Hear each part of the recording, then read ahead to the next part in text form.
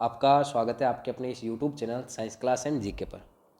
आज हम यहाँ पे साइंस के इंपॉर्टेंट क्वेश्चनों की बात करेंगे भी इंपॉर्टेंट क्वेश्चन कौन कौन से हैं, एग्जाम में कौन कौन से क्वेश्चन आपके पूछे जा सकते हैं या किस टाइप के क्वेश्चन आ सकते हैं।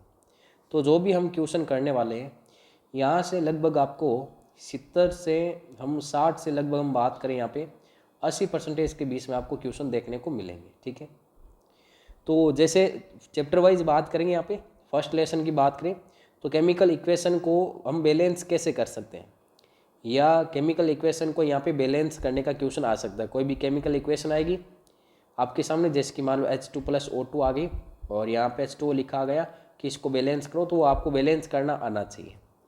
फिर दूसरा जो क्वेश्चन बन सकता है फर्स्ट नंबर लेसन में से वो आपके ये आ सकता है यहाँ पे या तो कोरोजन के बारे में, ठीक है, या फिर आपके रेंसिडिटी, तो ये क्वेश्चन आ सकता है। ठीक है, कोरोजन का मतलब हो जाएगा यहाँ पे संक्षारण और रेंसिडिटी मतलब हो जाएगा विकृत गंधिता।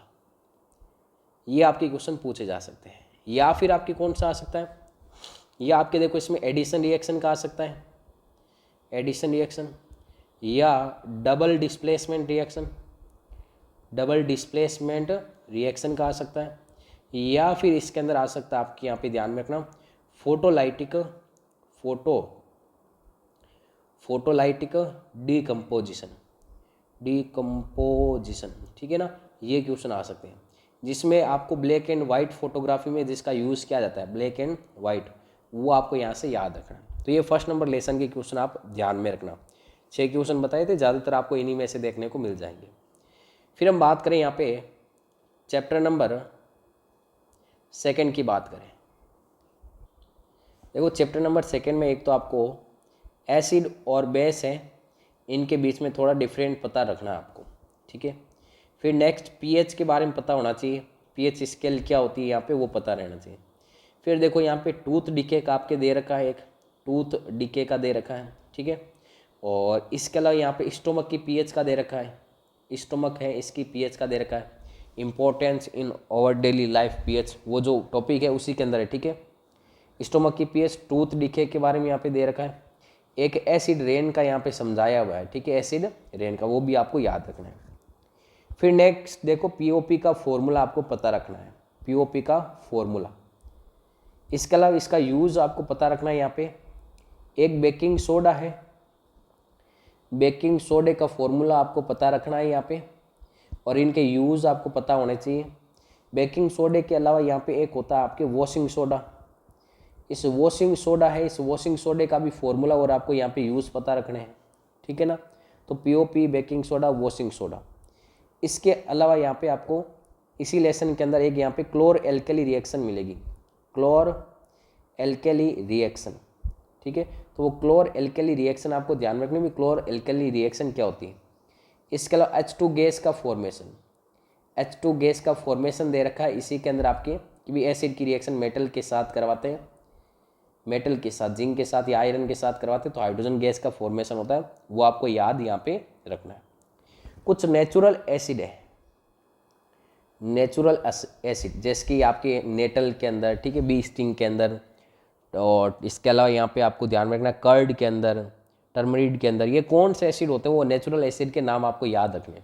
तो ये सेकेंड लेसन में से आपको ज़्यादातर क्वेश्चन है वो देखने को लगभग इसी में से आपको मिल जाएगा। तो ये 2 नंबर लेसन के जो मैंने क्वेश्चन बताए उनको आप ज़रूर देख लेना। अब हम नेक्स्ट बात करते हैं यहाँ पे लेसन नंबर 3 की बात करते हैं कि जो आपकी 3rd नंबर लेसन है सर, चैप्टर नंबर 3, इस 3rd में से कौन कौन से इंपॉर्टेंट आपके क्वेश्चन बनते हैं। देखो 3rd नंबर लेसन में से जो भी इंपॉर्टेंट क्वेश्चन बनते हैं उनकी बात करते हैं। मेन देखो जो इंपॉर्टेंट है वो तो एक तो आपको रोस्टिंग और इसके अलावा एक कैल्सिनेशन, ये तो मतलब कन्फर्म आपको याद रखना है भी, रोस्टिंग और कैल्सिनेशन क्या होता है। एक एलओई के बारे में आप ज़रूर याद रखना, ब्रोश का और ब्रोंज का, ये पूछा जा सकता है एग्जाम में। ठीक है, दूसरा जो क्वेश्चन बन सकता है वो बन सकता है आपके आयनिक कंपाउंड से कि भाई आयनिक कंपाउंड है उसकी प्रॉपर्टीज़ वगैरह ये आपको ध्यान में रखने। आयनिक कंपाउंड बनता है किससे, जैसे कि NaCl कैसे बनता है और MgCl2 कैसे बनता है, ये आपको ध्यान में रखना। नेक्स्ट आपकी एक है यहाँ पे इलेक्ट्रोलाइटिक रिफाइनिंग। ठीक है, इलेक्ट्रोलाइटिक एक रिफाइनिंग दे रखा है, वो भी आप यहाँ पे ज़रूर याद रखना, एग्जाम में आपके पूछा जा सकता है। फिर नेक्स्ट देखो आपको डेफिनेशन की बात करें तो यहाँ पे एक तो यहाँ पे डक्टाइलिटी की ध्यान में रखना, यहाँ पे डक्टाइलिटी की डेफिनेशन, ठीक है, डक्टाइलिटी की डेफिनेशन। और इसके अलावा यहाँ पे आपको मेलिएबिलिटी की प्रॉपर्टीज ध्यान में रखनी। मेलिएबिलिटी क्या होता है यहाँ पे, तो ये मुख्य रूप से देखो roasting, calcination, alloy, ionic compound, electrolytic, refining, ductility, ठीक है, सोनोरस क्या होता है ये आपको ध्यान में रखना है यहाँ पे। और इसी के अंदर यहाँ पे नेक्स्ट आपको जो एक्टिवेशन सीरीज है या रीएक्टिवेशन जो सीरीज है, एक्टिवेशन जो सीरीज है वो सीरीज आपको याद रखनी है यहाँ पे। एक्टिवेशन सीरीज यहाँ पे क्या होती है विशेष तौर से, ठीक है, और एलिमेंट्स कैसे अरेंज होते हैं उसके अंदर यहाँ पे।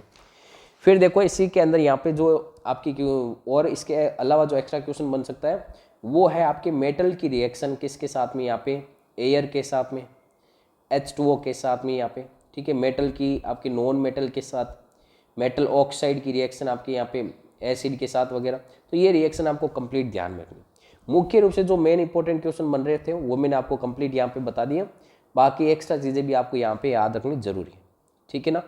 फिर हम चलते हैं नेक्स्ट चैप्टर नंबर यहाँ पे 4 पर। देखो 1-2 मिनट के अंदर हमें यहाँ पे चैप्टर कवर करने हैं और ज़्यादातर इंपॉर्टेंट क्वेश्चन है वो मैं यहाँ पे आपको बता रहा हूँ कौन कौन से इंपॉर्टेंट क्वेश्चन बनते हैं। इन क्वेश्चनों को एक बार आप जरूर देख लेना। देखो 4th नंबर लेसन की बात करें तो एक तो आपको नोमेनक्लेचर आना चाहिए, यहाँ पे कार्बन कंपाउंड है उनका नोमेनक्लेचर आपको आना चाहिए, ठीक है ना। इसी के अलावा हम बात करें यहाँ पे कि जो फंक्शनल ग्रुप है, जो फंक्शनल ग्रुप है उन फंक्शनल ग्रुप लगा देते तो फिर उनका नोमेनक्लेचर कैसे होगा वो भी आपको पता रखना है। फिर नेक्स्ट होमोलोगस सीरीज क्या होती है ये आपको ध्यान रखना है यहाँ पे। फिर नेक्स्ट यहाँ पे आपको ध्यान में रखना है कि कार्बन कंपाउंड के यहाँ पे electron dot structure, electron dot structure ये आपको आना चाहिए यहाँ पे इलेक्ट्रॉन डॉट स्ट्रक्चर के बारे में। फिर नेक्स्ट आपके हाइड्रोजिनेशन, हाइड्रोजिनेशन रिएक्शन क्या होती है जिसमें हम निकल और पीडी कैटालाइज काम में लेते हैं, ठीक है। वेजिटेबल्स जो ऑयल्स होता है उसको वेजिटेबल्स घी के अंदर हम यहाँ पे कन्वर्ट करते हैं, ये आपको ध्यान रखना है। इसके बाद में यहाँ पे एक यहाँ पे सपोनिफिकेशन, सपोनिफिकेशन रिएक्शन क्या होती है, साबुन का फॉर्मेशन वाला, ठीक है ना। फिर नेक्स्ट आपको सोप एंड डिटर्जेंट, डिटर्जेंट तो ये आपको पता रखना है सोप और डिटर्जेंट में डिफरेंट क्या होता है यहाँ पे। फिर इसी से रिलेटेड यहाँ पे नेक्स्ट आपको मिसेल फॉर्मेशन, मिसेल फॉर्मेशन है, ये मिसेल फॉर्मेशन आपको यहाँ पे आना चाहिए। तो ज़्यादातर आपको इन्हीं से रिलेटेड यहाँ पे क्वेश्चन पूछा जाएगा और एक क्वेश्चन आपके एथेनॉल या एल्कोहल से रिलेटेड आपके क्वेश्चन आ सकता है। तो ये सारी चीज़ें आपको यहाँ पे याद रखनी, मेन जो आपके एग्जाम के अंदर इनसे रिलेटेड जो क्वेश्चन पूछे जाएंगे। फिर हम बात करते हैं यहाँ पे चैप्टर नंबर 5 कि चैप्टर नंबर 5 में कौन कौन से इंपॉर्टेंट क्वेश्चन आपके बन सकते हैं। देखो चैप्टर नंबर 5 की यहाँ पे बात करें तो पहला आपको डोबेराइनर है, डोबेराइनर इसका ट्राइड्स आपको ध्यान में रखना भाई डोबेराइनर का ट्राइड्स क्या था। फिर आपकी न्यूलैंड, ये न्यूलैंड्स का आपके जो ऑक्टावेज था, ऑक्टावेज वो आपको ध्यान में रखना क्या था। फिर आपके मोजले, जो मोजले साइंटिस्ट था उसका आपके पेरियोडिक रूल क्या था वो आपको ध्यान में रखना है। पेरियोडिक रूल क्या था, एटॉमिक मास के अकॉर्डिंग अरेंज किया गया था।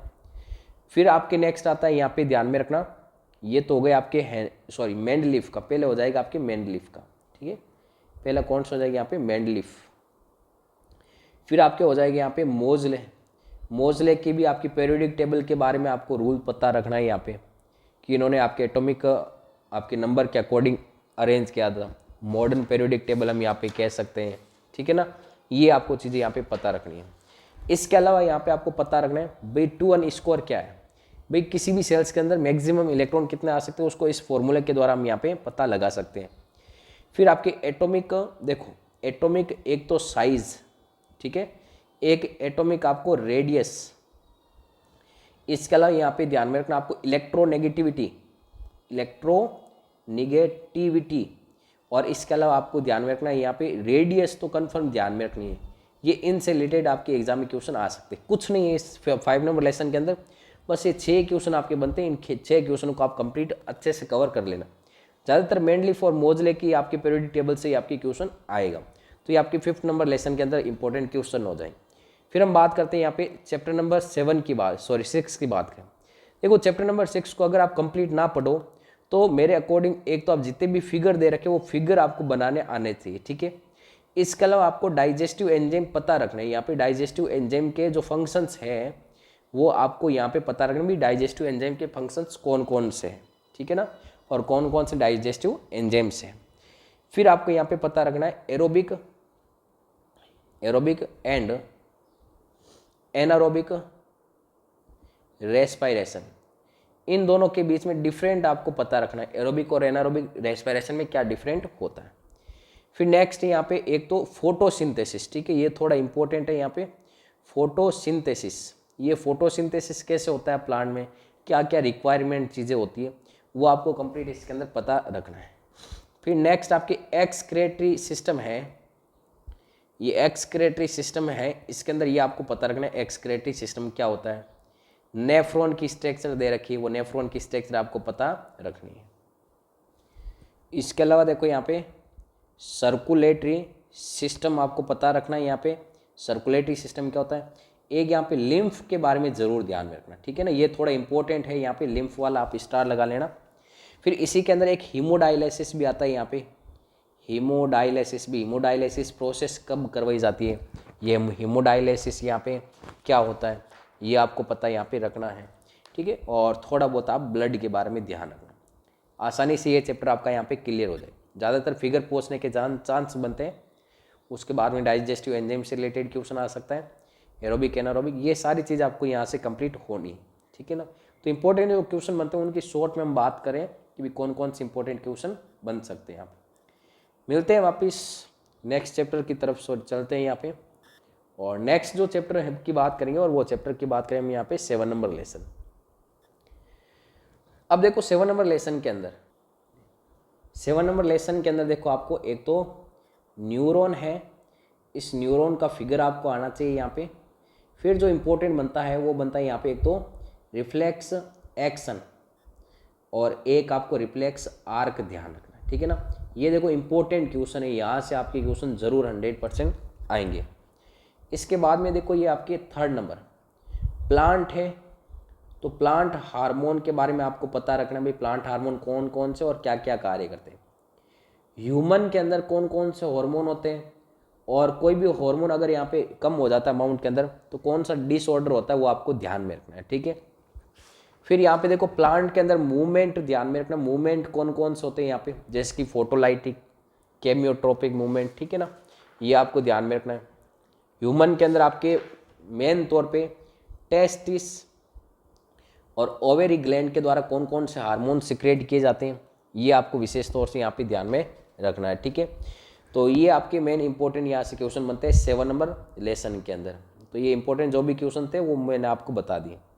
फिर चलते हैं यहाँ पे 8 नंबर लेसन की तरफ, चैप्टर नंबर 8, इसकी बात करते हुए इसमें कौन कौन से इंपॉर्टेंट क्वेश्चन बन सकते हैं। 8 नंबर लेसन के अंदर देखो एक तो आपको यहाँ पे सेक्सुअल रिप्रोडक्शन और एक एसेक्सुअल रिप्रोडक्शन, इनके बीच में आपको यहाँ पे एक डिफरेंट पता रखना है, ठीक है। फिर यहाँ पे रिप्रोडक्शन के जो मेथड है यहाँ पे, रिप्रोडक्शन के जो मेथड है यहाँ पे यूनिसेल्युलर ऑर्गेनिज्म के अंदर, या एसेक्सुअल रिप्रोडक्शन के जो मेथड है वो मेथड आपको ध्यान में रखने, वहाँ से एग्जाम्पल से रिलेटेड आपकी क्वेश्चन पूछा जा सकता है, लिस्मेनिया के अंदर या फिर राइजोपस के अंदर, ठीक है ना। तो ये सारी आपको मेथड यहाँ से याद रखनी है। फिर नेक्स्ट हम 3rd नंबर यहाँ पे बात करें यहाँ पे, तो 3rd नंबर यहाँ पे कोई भी वेरिएशन क्यों ज़रूरी है किसी भी एनिमल्स के अंदर, या वेरिएशन कैसे हो सकती है वो आपको यहाँ पे पता रखना है यहाँ पे 3rd नंबर क्वेश्चन के अंदर। और नेक्स्ट 4th नंबर क्वेश्चन की अगर बात करें तो एक तो फ्लावर का डायग्राम प्लांट के अंदर आपको पता रखना है यहाँ पे। इसके अलावा जो पोलेन ग्रेन है, इन पोलेन ग्रेन का जर्मिनेशन मतलब पोलेन ग्रेन का जर्मिनेशन से यहाँ पे पोलेन ट्यूब बनती है। तो ऑन स्टिग्मा पर पोलेन ग्रेन का जर्मिनेशन, ये जो डायग्राम दे रखा है वो आपको यहाँ पे पता रखना है। फिर नेक्स्ट 5 नंबर, एक तो मेल रिप्रोडक्टिव सिस्टम और एक फीमेल रिप्रोडक्टिव सिस्टम आपको यहाँ पे पता रखना है, एग्जाम में पूछा जा सकता है, मेल का और फीमेल का। इसके अलावा प्यूबर्टी एज क्या होती है, प्यूबर्टी एज इसकी डेफिनेशन आपको आनी चाहिए यहाँ पे। और एक मेंस्ट्रुएशन साइकिल क्या होता है यहाँ पे, और एक रिप्रोडक्टिव हेल्थ, ये आपको यहाँ पे ध्यान में रखना ना, रिप्रोडक्टिव हेल्थ के बारे में। इसी से रिलेटेड 2 वर्ड है यहाँ पे, एक तो हो जाएगी यहाँ पे वैसेक्टोमी और एक हो जाएगी यहाँ पे ट्यूबैक्टोमी। तो ये आपको क्वेश्चन यहाँ से इंपॉर्टेंट हो जाएंगे 8 नंबर लेसन के अंदर ये सारे इंपॉर्टेंट क्वेश्चन बनते हैं, और इसके हमने यहाँ पे कंप्लीट बात कर लिए। तो आप इन क्वेश्चनों को थोड़ा फोकस करना, ज़रूर से आपके लगभग 60 से 80% क्वेश्चन आपके इन्हीं में से देखने को मिलेंगे। मिलते हैं वापस नेक्स्ट लेसन की तरफ चलते हैं यहाँ पे, और नेक्स्ट लेसन की हम बात करेंगे यहाँ पे एक बार 9 नंबर लेसन, ठीक है। 9 नंबर लेसन के अंदर देखो आपके मेंडल है, मेंडल ने कितने लॉ दिए थे, 3 रूल दिए थे, ठीक है, 3 लॉ थे इसके, डोमिनेंट्स का, इंडिपेंडेंट असॉर्टमेंट का यहाँ पे, और सेग्रीगेशन का यहाँ पे। तो वो तीनों लॉ आप यहाँ पे ध्यान में रखना मेंडल के। फिर आपके जो गार्डन पी है, उस गार्डन पी का आपको यहाँ पे साइंटिफिक नेम है, वो आपको पता रखना है। गार्डन पी है, उस गार्डन पी का आपको यहाँ पे साइंटिफिक, ठीक है, नेम आपको यहाँ पे पता रखना है क्या था। फिर नेक्स्ट आपको यहाँ पे कुछ डेफिनेशन, जैसे कि जीन की डेफिनेशन, और इसके अलावा यहाँ पे जीन के अलावा आपको यहाँ पे ध्यान में रखना होमोजीनियस क्या होता है, ठीक है, हेटेरोजीनियस क्या होता है यहाँ पे, हेटेरोजीनियस, ये आपको ध्यान में रखना है इसी के अंदर यहाँ पे। और फिर नेक्स्ट आपके डोमिनेंट कैरेक्टर्स क्या होता है, डोमिनेंट, इनडोमिनेंट्स क्या होता है, ठीक है। तो ये आपको कंप्लीट ध्यान में रखना है। फिर आपकी नेक्स्ट आपकी इवोल्यूशन, तो इवोल्यूशन के अंदर केबेज का दे रखा है और एक ह्यूमन का दे रखा है। किसका दे रखा है यहाँ पे, केबेज, और एक दे रखा है यहाँ पे ह्यूमन।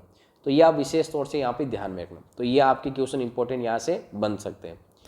फिर चलते हैं यहाँ पे नेक्स्ट 10 नंबर लेसन। देखो थोड़ा स्पीड से कर रहे हैं, ठीक है ना।